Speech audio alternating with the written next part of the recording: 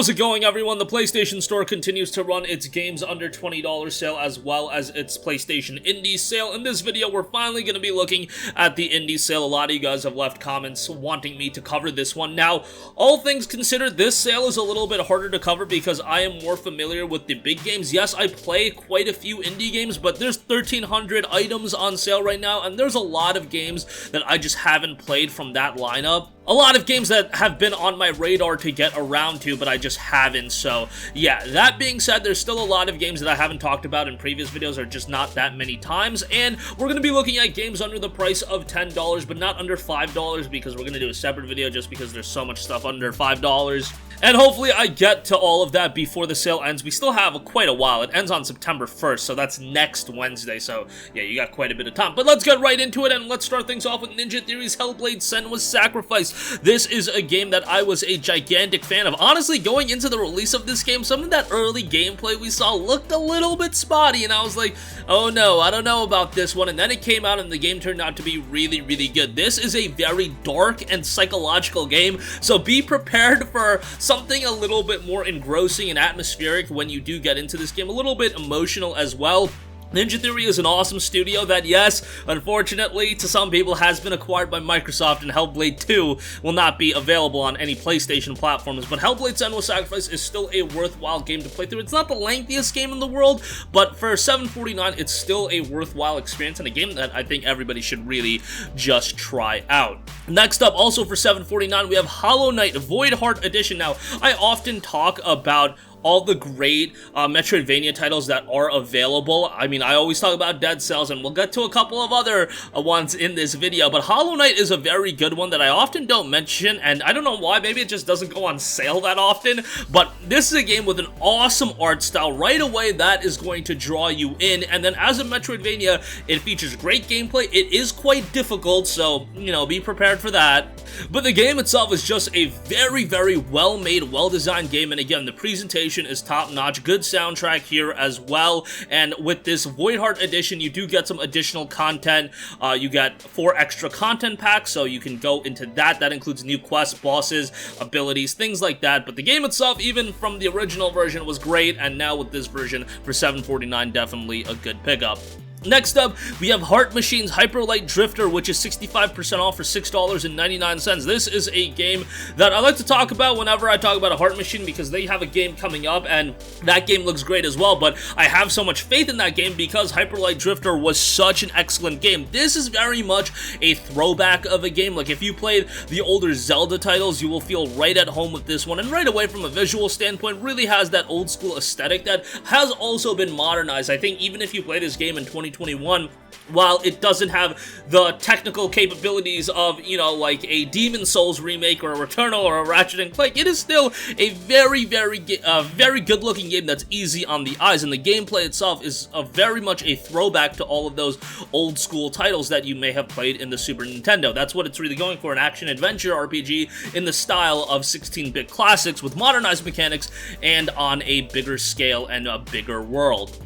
A lot of different locales as well, and relatively good amount of content on top of that, so $6.99 for this one. If you're a fan of games from the Super Nintendo era, or you want to try something a little bit different, definitely check it out. Another game with an awesome soundtrack as well. Next up, another Metroidvania title here. I want to give a shout to SteamWorld Dig 2. Gonna be mentioning Metroidvania games. I'm sorry, that's a genre that I'm a big fan of, so hey, you guys just kind of got to deal with it. SteamWorld Dig 2 is a great game, and I love SteamWorld Dig 1, but SteamWorld Dig 2 is just a gigantic improvement from it, that oftentimes, yeah, like SteamWorld Dig 1 will be on sale really, really cheap, but you should just buy SteamWorld Dig 2 because it is such a great game. Another game with a fantastic visual style, which this one doesn't have like an old school look, but it's a very, very colorful game, and I definitely like that about it. And you have some different locales in this one as well that add a little bit of variety. Game has a lot of replayability, and while I wouldn't say that I was as high on the soundtrack of this game as like a Hyperlight Drifter, still a pretty decent one, and the gameplay adds enough wrinkles to it and extra things to it, I would say, that makes it a little bit more diverse as you go through the game. Obviously, just digging throughout the whole game is a big element of it, but does that Metroidvania fundamental gameplay style really, really well and in a competent fashion. And I mean, this was a game that some outlets literally gave a 10 out of 10 to. I wouldn't say it's a perfect score, but that should go to show how highly people thought of this game, so definitely worth a look on that at $8. I think that's a great pickup as well. Next up, we have Furi, the Definitive Edition. This is by the Game Bakers. This is 75% off for $5.49. This includes some additional stuff. It has some DLC, and it has a dynamic theme. I mean, if you're on the PS4 still, because you can't use dynamic themes on the PS5. Furi is a game that had a little bit of, I wouldn't say controversy, but just some people were not as high on it as some other people. Maybe because it was like the crazy difficulty spikes. Like, the difficulty spikes in this game were wild. So if you're going into something that you're just, you know, trying to have a relaxing time with, like, we covered some difficult games. You know, Hollow Knight's not the easiest game in the world. But Furi, at points, like, I feel like some people found it to be punishingly difficult, and I never thought it got, like, that hard to the point of, you know, making me want to break a controller. But I read some stuff about people getting to the point of wanting to break a controller. Like, I thought that was a little extreme, but the game is definitely difficult, but it also combines a lot of different gameplay styles. Like, you got some bullet hell moments, you got some action-oriented gameplay moments, and it's just a well-made game, a very, very unique visual style. Not like, this isn't the visual style that's super up my alley, but definitely something that does have its vibrance to it, and I can see why a lot of people do like it. A good soundtrack here as well. And $5.49 for Furi, I think, is a pretty good pick. But I do think it was a plus game a while back. Maybe like when it just came out, but yeah, if you missed out on it then, I mean, it kind of is what it is. For $5.50 now, I do think it's a good buy for the Definitive Edition. Next up, we have Guacamelee 2 Complete. I think this is the final Metroidvania title I'm going to mention. I believe so. It's 75% off for $5.74. Guacamelee 2 is another one that,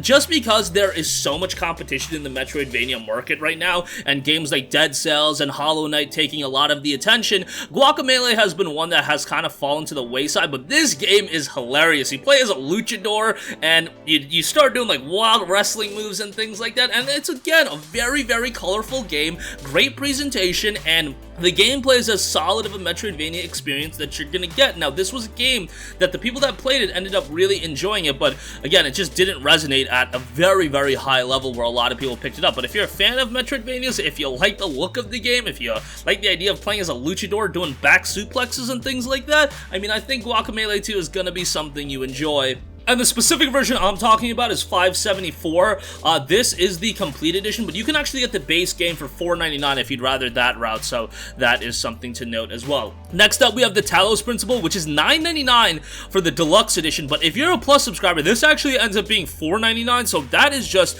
a ridiculously great pickup. Talos Principle was a game that came out on PC a while ago. I want to say it came out back in like 2014, and I'm not big on puzzle games, but Talos Principle from a visual standpoint was at such a high level, and back then I was like all about graphics and things like that, and I just checked it out right when it came out, and I really enjoyed it.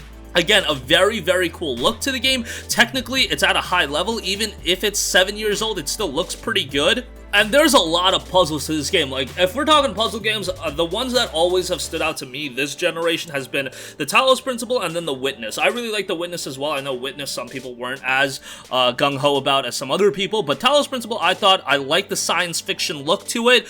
That's, you know, one genre that I'm always going to be a sucker for, and the puzzles have a lot of variety to them as well, and they were never, like, overly difficult where somebody stupid like me couldn't get through them. And when you're talking about it from a visual standpoint, soundtrack standpoint, that's always really good. And you want those elements to be at a relatively high level. If the puzzle component does not completely win you over, I thought it did well from that standpoint as well. And again, $4.99 for the Deluxe Edition. If you're a Plus subscriber, that's a ridiculously good deal. So highly recommend. I would even say at $9.99, it's a good deal if you're not a Plus subscriber. But at $4.99, that is pretty wild. Next up, we have Cat Quest 2, $7.49. This is 50% off. Now, if you want a charming RPG, Cat Quest is exactly that game for you. I believe Cat Quest 1 is on sale as well. You can pick that up if you want something a little bit cheaper. Cat Quest 2, the thing about this game is you do have a bigger world, and they do add cooperative play in this. So, I mean, if you want to co-op, RPG, this is a pretty good one. And again, it's a game that you're not going to take overly seriously. It's a very, very simple game, and it's not like the gameplay is super nuanced with a ton of depth to it. That's really not what they're going for here. They want an accessible RPG that anyone can play of any age. Like, even somebody like me that, you know, I'm in my 20s, I found this game to be pretty freaking hilarious at times. And it's not like something I found to be too kiddie. I really think you can play this with anyone, and if you have a younger sibling, a kid, whatever the case may be, Cat Quest 2 is a really engaging game from that standpoint as well, if you're not looking to be playing like Gears of War 5 with them or something like that. And again, while it is relatively simplistic, it still is a well-made RPG, and for $7.49, that's a pretty good buy. Next up, oh, I lied about no more Metroidvania titles. I have to give a mention to Salt and Sanctuary. Salt and Sanctuary is a RPG that often got compared to a lot of the Souls games, and right away when you look at it, you probably don't see that comparison at all, but from the challenging gameplay standpoint and the more dark look that it's got going on for it, the dark fantasy look that's very reminiscent of a Souls game, I can see those comparisons being made. Another brutally difficult game like this is a super challenging game, and honestly, this was the game that like, Furi didn't frustrate me too much. I would say Salt and Sanctuary got me tilted more than Furi, so take that for what you will. But if you do like challenging games, if you like 2D action-oriented games with a ton of weapons, a ton of things to discover, secrets to find, Salt and Sanctuary is a pretty good one, and $7.19 I think is a decent pickup. Lastly, I do want to give a mention to Enter the Gungeon, which is 50% off for $7.49. Now, I did not get into this game as much as some of my friends did, but I definitely had a good time with the game. But the reception that I've seen across the board for this game, people absolutely love this game, and I understand why. It's a bullet hell dungeon crawler, and the game's got a ton of secrets. It's got a ton of action-heavy gameplay moments, and the game is just something that it's super fast-paced and, again, super action-oriented. It's something that you can jump in and just have a great time right away, and there's a lot of secrets in this one as well, and reason to replay the game. And Devolver and the studio behind it, Dodge Roll, did a pretty good job of keeping the game updated and adding content to the game and whatever, and kudos to them, because, you know, this was a smaller release, however, it did resonate at a high level. We're talking, you know, very, very positive reception. I think it has like an 85 on Metacritic, and it has tens of thousands of reviews on Steam, and it was just received super well.